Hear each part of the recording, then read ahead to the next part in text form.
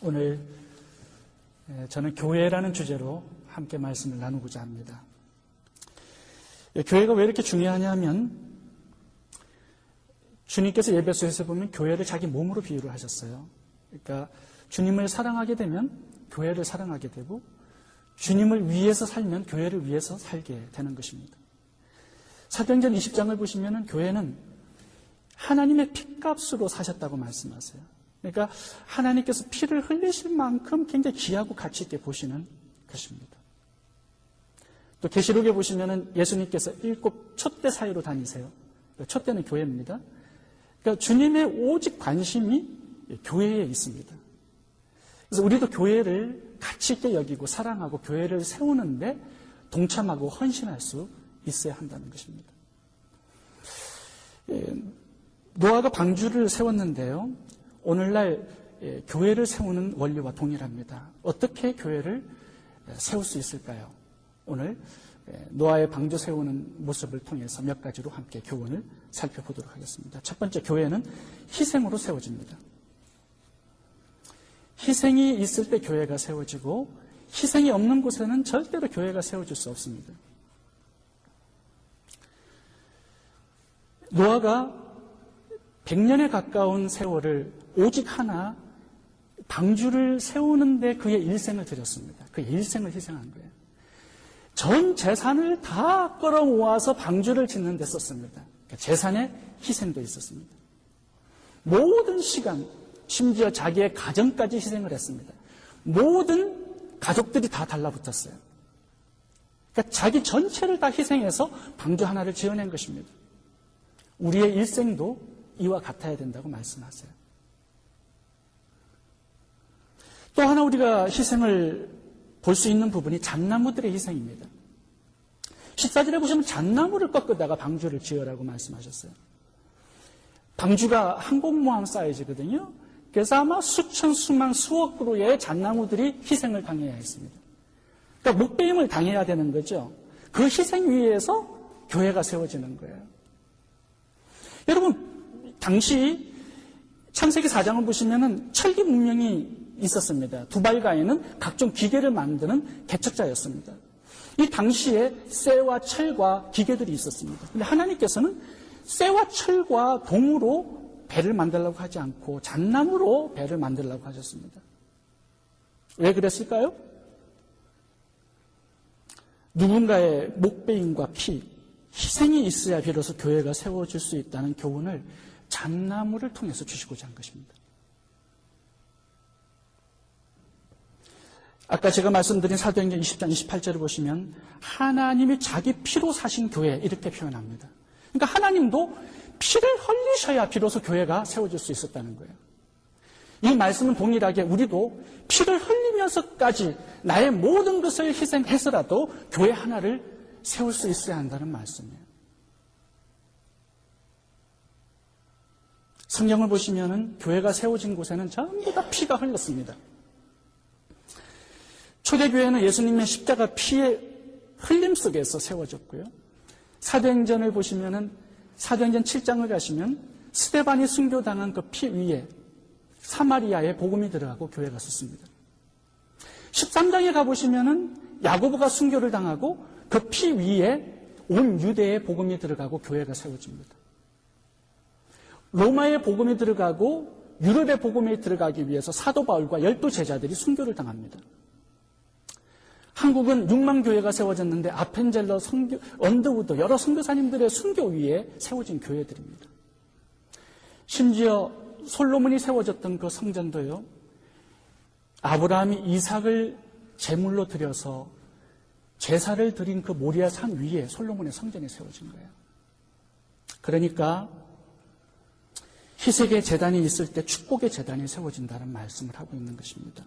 교회는 피 위에 세워져요. 성도들의 희생 위에 교회가 세워지는 것입니다. 누군가 죽어야 살아요.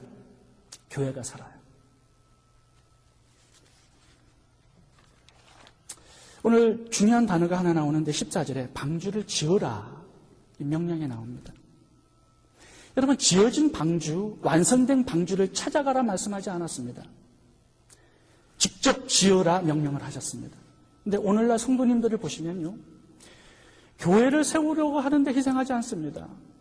큰 교회를 찾아가고, 교회가 작다고 옮기고, 프로그램이 없다고 큰 교회를 이미 지어진 방주로 들어가는 성도들이 참 많습니다. 교회가 힘들면 교회를 옮기고, 교회가 건축할 시기가 되면은 우르르 다 다른 곳으로 가버립니다. 여러분, 남이 지어놓은 방주에 들어갈 생각을 마셔야 됩니다. 여러분이 세운 교회가 일생에 하나쯤은 있어야 됩니다. 내 마음과 정성을 들이고 눈물과 땀과 피를 흘려서 완성해내는 교회가 일생에 하나쯤은 있어야 된다는 사실이에요. 그 교회가 바로 내가 구원을 받고 내 가족들이 들어가 구원을 받는 방주가 되는 것입니다. 이게 또 하나 중요한 단어가 너를 위하여입니다. 14절에 보시면 너를 위하여.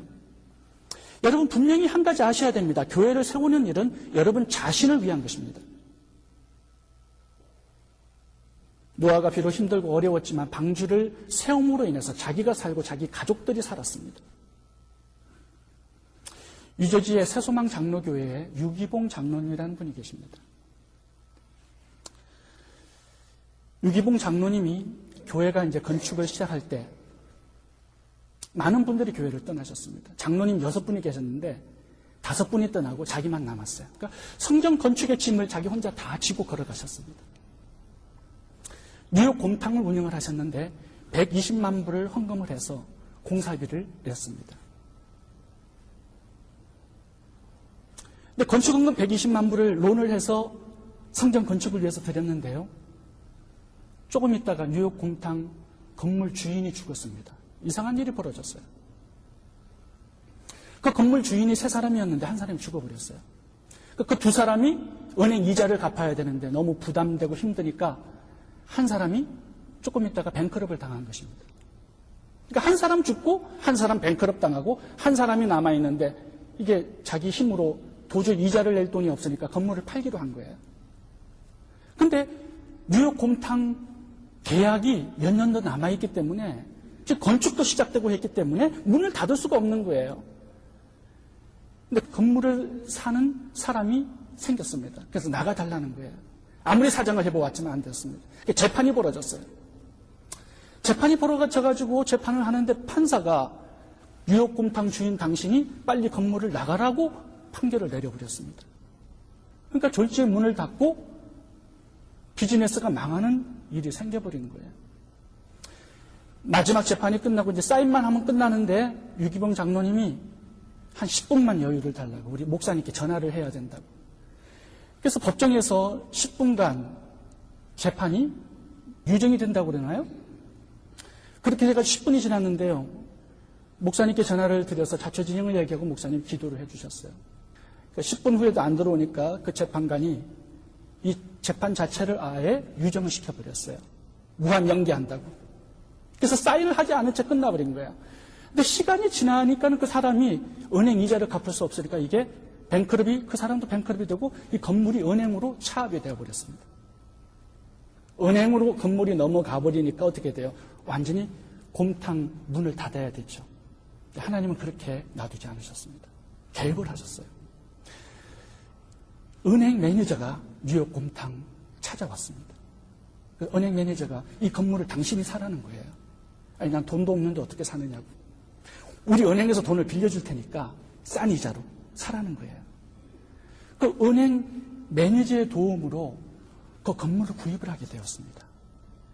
뉴욕 곰탕 주인이 건물 주인으로 바뀌게 되었어요. 그 다음에 150만 불을 더 교회 건축 헌금을 했어요. 그러니까 270만 불을 헌금하고 그 교회가 아름답게 건축 봉헌식을 마쳤습니다. 교회는 누군가의 희생 위에 지어지는 것입니다. 그런데 그 희생이 나를 복되게 만드는 희생이 된다고 말씀하는 거예요. 여러분, 교회를 세우는데 좀 더 희생할 수 있기를 바랍니다. 그것이 여러분 자신을 위한 복된 길이 될 것입니다. 두 번째, 교회를 세우는 비결은 협력과 연합에 있습니다. 하나님께서 노아에게 방주를 지어라 명령을 내리셨습니다. 노아는 혼자의 힘으로 이 명령을 완수할 수가 없었어요. 혼자의 힘으로는 못하는 것입니다. 방주를 지을 수 있는 유일한 길이 하나 있는데 그것은 옆 사람들과 동역하는 길밖에 없습니다.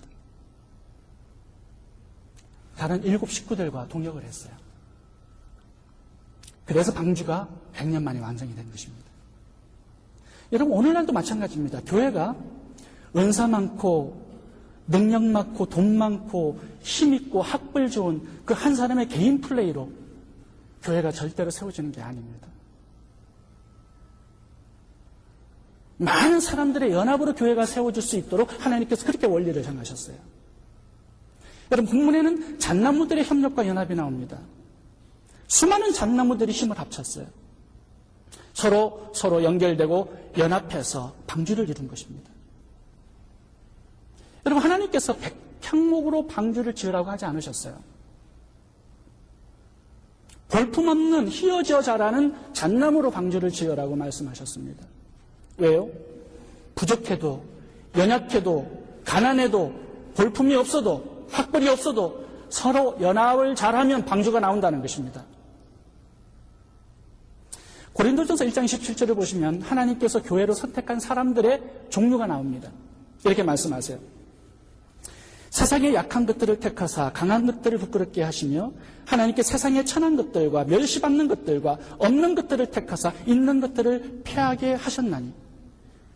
이렇게 보시면 주님께서 선택한 사람들의 종류가 약한 사람, 천한 사람, 멸시받는 사람, 없는 사람, 가난한 사람들이라는 거예요. 근데 이 사람들을 통하여서 세상을 변화시키겠다고 말씀하세요. 어떻게? 연합을 통해서 그렇게 하시겠다는 겁니다. 여러분, 연합에는 굉장히 신비한 능력이 있어요. 그래서 연합하라고 하는 거예요. 잣나무도 괜찮다고 말씀하시는 거예요. 연합하기만 하면요, 완전히 다른 존재로 바뀌어버리고 완전히 다른 차원의 사역을 감당하게 돼요. 여러분 봐보세요. 잣나무는요, 혼자 있으면 잣나무고 땔감용이에요. 연합하면 뭐가 되죠? 방주가 되는 거예요. 이게 연합의 신비예요. 여러분, 제가 보니까는 별로 잘난 분들이 없어요. 그런데도 불구하고 연합을 하면은 잘난 사람, 별 볼 일 있는 사람, 능력의 사람, 축복의 사람, 세상을 변화시키는 사역자들이 될 수 있다는 것입니다. 여러분, 마태복음 5장에서는 우리 성도들에게 너희는 세상의 빛의 소금이라 말씀하셨습니다. 근데 너희가 돼야 돼요. 연합. 소금은 어떻게 되죠? 소금은 NaCl이에요. 나트륨과 콜로라이드가 뭉쳐서 소금이 되는데요. 나트륨 콜로라이드는 따로따로 떼놓으면 뭐죠? 독약이에요. 여러분, 콜로라이드 빨래 빨 때 표백제로 쓰는 거예요. 먹으면 죽어요. 근데 연합을 시켜놨더니요, 이런 소금이 되어서 사람을 유익하게 하고 생명을 주고 부패를 막고 맛을 내요. 완전히 다른 차원의 존재가 되고 다른 차원의 사역을 감당하게 되는 것입니다. 물은 어떻습니까? H2O인데요. 이거는 따로따로 떨어져 있으면 폭발물이에요. 수소폭탄 아시죠? 먹으면 터져요. 근데 이걸 뭉쳐놨더니 어떻게 돼요? 물이 되는 거예요. 다른 차원의 존재. 다른 차원의 사역을 하는 거예요. 이게 연합의 신비입니다. 하나님은 그래서 우리들 보고 연합을 잘 하라고 말씀하시는 거예요. 포도주는 어떻습니까? C2H4OH입니다. 제가 이거 외우느라고 혼났습니다.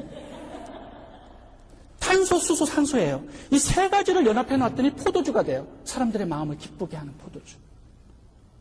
세계에서 가장 강력한 자석은요, 알리코라는 자석이 있습니다. 고급용으로 사용이 돼요, 공장에서. 근데 이건요, 알루미늄, 니켈, 코발트가 모아져가지고 만든 자석이에요. 근데 이 세 가지를 따로따로 띄워놓잖아요. 자석의 성분이 하나도 없습니다. 근데 뭉쳐놓으니까 전혀 없었던 자석의 성분이 생기는데 세상에서 가장 강력한 자석이 되어서 공업용으로 지금 쓰이고 있는 거예요. 여러분, 뭉치면요, 상당히 다른 차원의 존재가 돼요. 그래서 우리가 연합하려고 하는 것입니다. 서로서로를 용납하고 받아들이고 관용하고 사랑하고 섬기려고 하는 것이에요. 손가락도 보시면 5개 그냥 이렇게 있으면요, 아무것도 아니에요. 뭉치면 살상용 무기가 돼요. 두 손이 더 뭉치면 더 강력한 힘이 되는 거죠. 물과 시멘트와 모래가 따로따로 있으면 아무것도 아니에요. 뭉치니까 건물을 세우지 않습니까? 여러분, 하나님께서 미련한 자, 약한 자, 천한 자, 멸시받는 자, 없는 자, 이런 사람들을 선택하셨는데요. 한 가지 성도님들이 굉장히 잘못하고 계시는 게 뭐냐면 미련하기 때문에 늘 스스로 지혜롭게 되려고 해요. 약하기 때문에 스스로 강한 자가 되려고 하고요. 가난하기 때문에 스스로 부한 자가 되려고 한단 말이에요. 그렇게 할 필요가 없다는 거예요. 서로 연합하면은요, 강한 자가 되고 지혜로운 자가 되고 부한 자가 된다는 거예요. 여러분 왜 그럴까요? 왜 그럴까요? 마태복음 18장 20절에는 이렇게 말씀하는 구절이 있습니다. 두세 사람이 내 이름으로 모인 곳에 나도 그들 중에 있느니라. 뭐죠?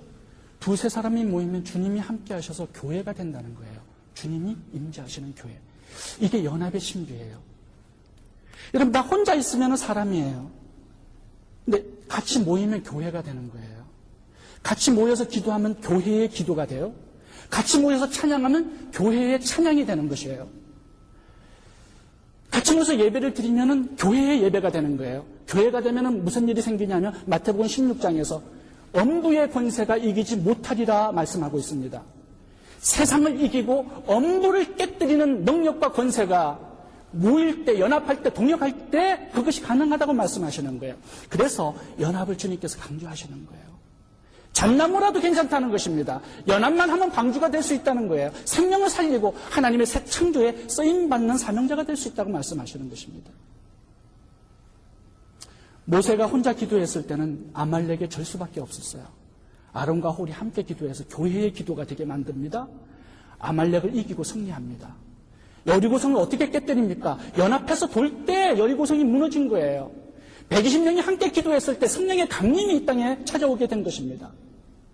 예수님도 12 제자들과 연합하셨고요. 제자들을 둘씩 파송하여서 연합의 신비를 이루게 하셨어요. 하나님도 삼위일체로 거하세요. 하나님은 연합하고 동행하는 곳에 함께 하시고 복을 주시고 미래를 복되게 하시는 것입니다. 여러분 이 비밀을 12지파가 나중에야 깨달아요. 첫째 아들 루벤은 아버지의 침상에 오른 간음자였습니다. 둘째, 셋째 시므온과 레위는 세겜 부족을 살인했던 살인자입니다. 넷째 아들 유다는 며느리와 동침을 합니다. 나머지 형제들 봐보세요. 요셉을 팔아먹는 인신매매단으로 활동을 했습니다. 그런데 나중에 깨달아요. 이런 사람들이 모여서 연합을 하게 될 때 하나님께서 얼마나 축복을 하시는데 그 비밀을 나중에 깨닫고 나중에 연합을 시작합니다. 나중에 12지파가 되고 나중에 광야교회로 출애굽을 하죠. 예수님께서 그 사람들을 통해서 이 땅에 오시고 하나님의 구원 역사를 이루시게 된 것입니다. 12 제자들도 마찬가지예요. 베드로 예수님을 3번 부인하는 파렴치한 놈이었어요. 야고보 요한 우레의 아들이라고 성격이 너무 급했어요. 가룟 유다 예수님을 팔아먹고 십자가에서 다 도망가 버렸습니다. 나중에 이 비밀을 깨달아요. 연합의 비밀. 12 제자들이 함께 뭉칩니다. 온 세상을 변화시키는 교회의 기초석을 놓는 아름다운 사도의 사역을 감당합니다. 사도 바울은 이 비밀을 깨닫고 능력이 그렇게 많았지만 혼자 절대 사역을 하지 않았습니다. 로마서 16장을 보시면 사도 바울이 37명과 연합을 이루어서 세계 복음화의 사역을 감당하세요. 실라, 누가, 마가, 바나바, 디모데, 빌립, 브리스길라, 아굴라, 아볼로, 베베, 빌레몬, 오네시모 참 많은 사람들의 이름을 말씀하면서 그 중에는 노예들도 있고 여자들도 있고 헬라 이방인들도 참 많았습니다. 다양한 사람들과 연합과 팀워크를 이루었을 때 하나님은 이 세상을 변화시키는 놀라운 일들을 하실 수 있었던 것입니다. 여러분 옆 사람을 한번 봐주시기 바랍니다. 엄청 부담스럽게 생겼죠? 여러분 그렇지만 그 사람 때문에 내가 교회가 되고 그 사람 때문에 내가 방주가 되고 그 사람 때문에 심판을 이기고 그 사람 때문에 내가 살고 이웃이 살고 인류를 살려내는 것이에요. 그래서 여러분 악수 한번 합시다. 악수. 감사합니다. 감사합니다. 한번 하세요. 여러분 옆 사람이 물이 새잖아요. 나만 죽는 게 아니라 다 침몰하게 되는 거예요. 그러니까 옆 사람을 잘 돌봐줘야 돼요. 연약할수록 잘 돌봐줘야 돼요. 그 옆 사람을 살리는 길이 나도 살고 방주를 살리는 길이에요. 여러분 그래서 용납하고 화해하고 사랑하고 섬기고 관용하고 덮어주고 용서하고 성령이 하나 되게 하신 것을 힘써 지킬 수 있어야 한다고 말씀합니다. 교회는 연합과 동역으로 세워진다는 것을 기억하실 수 있기를 바랍니다. 세 번째, 교회는 순종으로 세워집니다. 본문에는 방주를 지어라 말씀하시면서 치수를 정확하게 말씀해 주셨습니다. 하나님의 명령이 굉장히 자세하고 구체적이고 섬세합니다. 크기, 높이, 넓이, 정확한 치수를 명령하셨습니다. 내부의 구조도 자세하게 나오죠. 노아는 한 치의 오차도 없이 100% 완벽한 순종을 드립니다. 100년에 걸쳐서 100% 순종에 지은 방주였기 때문에 377일의 심판을 이기고 승리한 거예요. 그 안에 탔던 모든 생명체를 다 살려낸 것입니다. 여러분 14절부터 16절을 한번 봐주시겠습니까? 잣나무로 만들라, 안에 칸들을 만들라, 역청으로 안팎을 칠하라. 장이 300, 광이 50, 고가 30. 위에 창문을 내라, 문은 옆으로 내라, 3층으로 배를 지어라. 노아가 이 많은 명령들, 치수들을 정확하게 순종해냅니다. 그래서 정확한 완전한 구원을 이루어낼 수가 있었다는 것입니다. 여러분 당시에도 많은 배가 있었습니다. 쇠로 지어진 배도 있었을 것입니다. 그런데 홍수가 심판이 왔을 때 다른 배들은 다 가라앉았습니다. 노아의 배만 물 위에 떠서 심판을 이겼습니다. 왜 그랬을까요? 노아의 배만 말씀에 완벽한 순종을 드리고 지어진 배였고 다른 배들은 자기의 이성과 판단과 지식과 지혜로 지은 배였기 때문에 그런 것입니다. 여러분 만약에 노아가 자기 방법, 자기 생각대로 방주를 지었다면 어떻게 되었을까요? 방주 사이즈가 너무 커서 3분의 1로 줄였다면, 잣나무가 너무 약해 보여서 백향목을 갖다가 붙였다면, 역청을 바르지 않고 소기름을 발랐다면, 안팎을 다 발라야 되는데 안에만 역청을 발랐다면, 방주 안에 칸들을 만들지 않았다면, 방주가 쓰러졌을 때 모든 짐승들이 한 곳으로 기울여 방주가 침몰했을 것입니다. 여러분, 부분적인 순종은 방주가 될 수 없습니다. 99%의 순종도 방주가 될 수 없습니다. 그것 가지고 지어질 수 있는 게 아니에요. 온전한 순종만이 온전한 방주가 되고 온전한 구원의 사명을 감당할 수 있는 것입니다. 요즘 보면은 성도님들 참 많이 압니다. 성경 지식을. 너무 척척박사예요. 그렇지만 많이 아는 것 가지고 교회가 세워지는 게 아니에요. 아는 것을 순종으로 옮길 때 거기에서 방주가 지워지고 교회가 세워지는 것입니다. 여러분 바리새인, 사두개인, 율법사들을 보면 성경 박사들이었습니다. 근데 그들은 방주가 아니었어요. 알고만 있었기 때문에. 성경에는 참 많은 명령들이 나와요. 부모 공경도 나오고 주일 성소도 나오고 11조도 나오고 구제도 나오고 섬김과 봉사에 많은 명령들이 나옵니다. 이런 명령들을 하나하나 순종해 나아가고 계신지 좀 질문하고 싶어요. 부산 영안교회 박 집사님이라는 분이 계십니다. 저는 이 박 집사님에 대한 이야기를 영안교회 담임 목사님으로부터 들었습니다. 아들이 하나 있었는데 박은총이라는 아들이었습니다.